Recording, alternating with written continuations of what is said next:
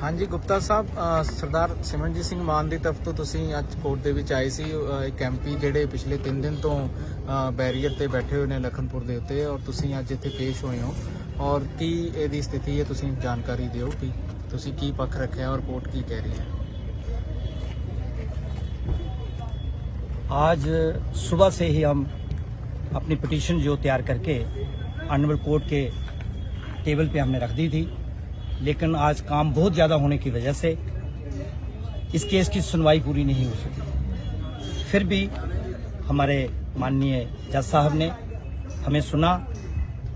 हमने आज उनसे ये इस दुआ की, जो कि मेरी पिटीशन के बाहर थी, कि एक सीनियर सिटीजन और वो भी एक मेंबर पार्लियामेंट और प्रेसिडेंट श्रोमणी गुरुद्वारा प्रबंधक कमेटी प्रबंधक श्रोमणी अकाली दल अमृतसर, जिन्होंने के प्रोटोकॉल पे वो आए थे और हमारी जम्मू कश्मीर सरकार ने उनके प्रोटोकॉल को एक्सेप्ट किया था और उनसे ये कहा था कि इनका जो टूर है वो स्मूथली होना चाहिए।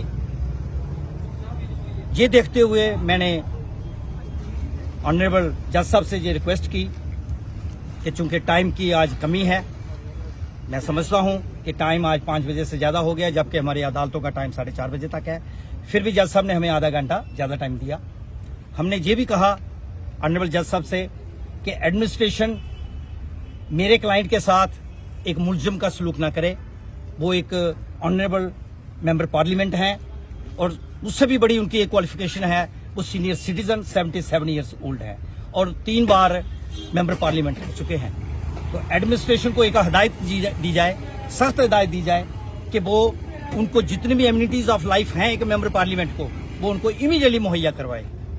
तो ऑनरेबल जज साहब ने जो प्रोसिक्यूशन साइड से गवर्नमेंट की तरफ से एडवोकेट्स आए थे, उनको फौरन हिदायत कर दी और मेरी बात को माना कि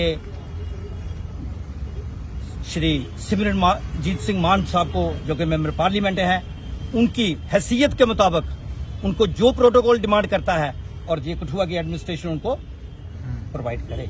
ये हमारी सबसे बड़ी एक उपलब्धि रही आज की कि हम इसमें कामयाब हुए।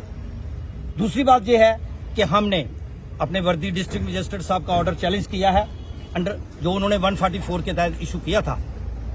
इसमें दो राय नहीं है कि सेशनर साहब और ऑनरेबल हाई कोर्ट दोनों को पावर्स हैं 144 को सुनने की, लेकिन हमेशा छोटी अदालत से इंसान को शुरुआत करनी चाहिए। इसलिए हमने सेशनर साहब से टाइम की कमी होने की वजह से हमने ये पिटीशन जहां पे डाली है और कल इस पे डिटेल में सुनवाई होगी, जिसमें कल मुझे पूछा गया था कि आप क्या पक्ष रखने जा रहे हैं। आज मैं बता सकता हूं, क्योंकि मेरी जो पिटीशन है वो डोमेन में आ चुकी है।